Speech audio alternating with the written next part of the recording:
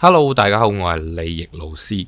咁最近呢，玄學界就一地花生學。咁今期咧最紅咧就一定係阿七師傅。咁阿七師傅之前同阿湯生多一段影片係討論樓市嘅。咁喺影片裏邊呢，兩者就喺度拗到面紅耳熱啦。咁我心諗啦，七師傅果然有啲料到啊！我有啲佩服佢嘅膽識。咁啊，因為呢段片啦而吸引咗唔少嘅粉絲嘅。但係好景不常啦，咁最近呢，佢就俾一位 YouTuber 追擊。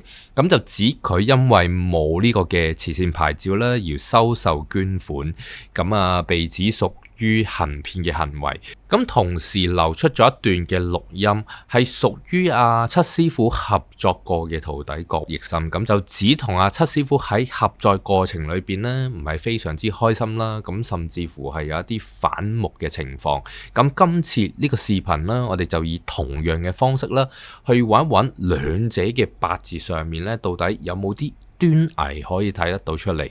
如果中意我影片上面所講嘅內容，記住俾個 like、share 同埋撳埋旁邊嘅鐘仔，仲有 follow 埋我嘅 Instagram， 咁你就唔會錯失頻道上面最精彩影片同埋八字教學內容啦。好，咁我哋就開始啦。咁早喺2025年3月1號啦，咁我就已經出片討論過阿七師傅嘅八字。咁其實咧就喺我嘅實體課堂裏邊啦，已經一早喺年頭已經論及呢一個嘅事件嘅啦。咁就指啦，七師傅喺過去幾年嘅運勢咧，屬於乘風破浪之勢，但係到達咗呢個2025年咧，運勢就開始有呢種下行嘅跡象，尤其是係同人哋合作嘅關係會出問題，令佢非常之頭痛同埋難以處理，而且咧問題好大機會係由佢嘅信徒所引起嘅。咁出咗片大約2個月左右啦，即係4月尾就有傳七師傅咧就俾人哋追擊啦，指佢啦就擺自己嘅徒弟郭奕森上台，同時喺網上流出啦郭奕森嘅錄音，只有啲受騙同埋唔係太良好嘅感覺。至於來龍去脈咧，咁就唔喺呢度討論啦。咁大家可以喺網上面揾嗰段錄音嘅。咁至於大家想重溫我過去論斷嘅影片咧，可以喺描述欄裏邊揾翻嗰個連結出嚟。我哋先嚟重溫一下七師傅嘅八字先。根據維基百科嘅資料啦，佢嘅出生日期所起出嚟嘅命盤係戊申年、庚申月、庚戌日，時辰係唔知嘅。而家行緊嘅係甲寅大運，月至流年。如果依傳統嘅命理方式去批算嘅話呢，咁原局到底究竟係身強啊，定係身弱呢？地支同埋天干淨係見到金同埋土，咁日主啦係庚金，有土生日主又有金去助佢嘅話呢，一般嚟講都係身強嘅。定義咗身強之後呢，用神我哋就知道一定係火啦、木啦同埋水嘅，要多啲火啊、木啊同埋水呢，就一定有運行噶啦。咁去到呢一度呢，你就可能會有一堆嘅問號啊，點解今年月至年行木同埋火呢會行衰運而俾人追擊嘅？咁主要原因係八字唔係以身強弱嘅方式去論斷嘅。一個八字要點樣論斷呢？咁首先我哋要將流年太歲放入去大運同埋原局裏邊做一個嘅對比，一個一個咁樣放落去。字同埋人有形嘅關係，字同埋身有六合嘅關係，字同埋身有六合嘅關係，字同埋戌係冇關係。如果大家唔係太明白點解要咁樣操作呢，可以睇一睇我呢一個 YouTube 嘅首頁影片。將太歲放入去原局同埋大運之後啦，咁我哋就將嗰個重點呢揾出嚟，就係人字有形嘅關係啦，就係所謂嘅犯太歲。由於地支有人啦、字啦、身呢啲咁嘅組合，我哋稱之為三刑。受損嘅重點位置咧係喺人呢一度，咁而人呢代表佢嘅金錢啊同埋解決問題嘅能力，所以今年就一定非常非常之麻煩。咁除此之外咧，今年係有一個嘅運勢轉捩點。咁到底點樣去睇一個人嘅運勢轉捩點呢？咁首先咧，第一樣嘢我哋就一定要先睇一睇佢嘅大運。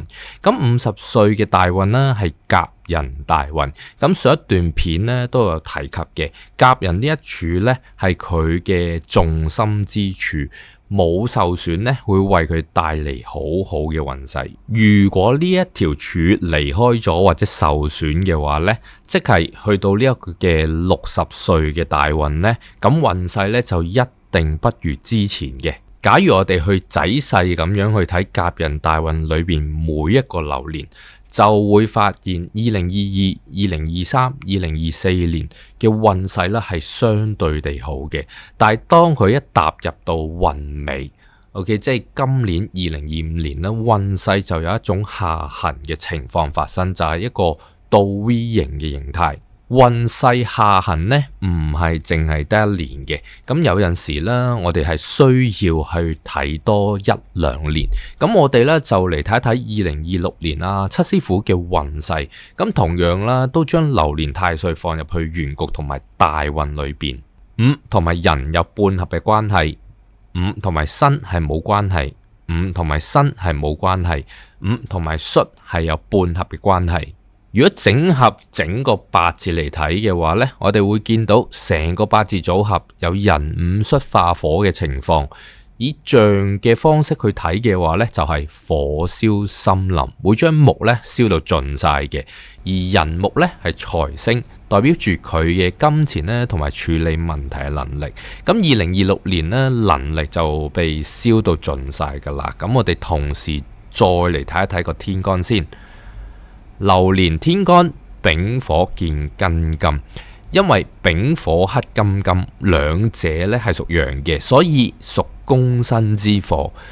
今年啦，我可以論斷阿七師傅2026年嘅運勢咧會比今年更加差。2025年引發危機咧係解決唔到嘅，而且問題會進一步加深。如果係網傳嘅消息係真嘅話咧，一大堆苦主向佢追討嘅話咧，都唔使放金喺屋企啦，下年都一定999千足純金噶啦。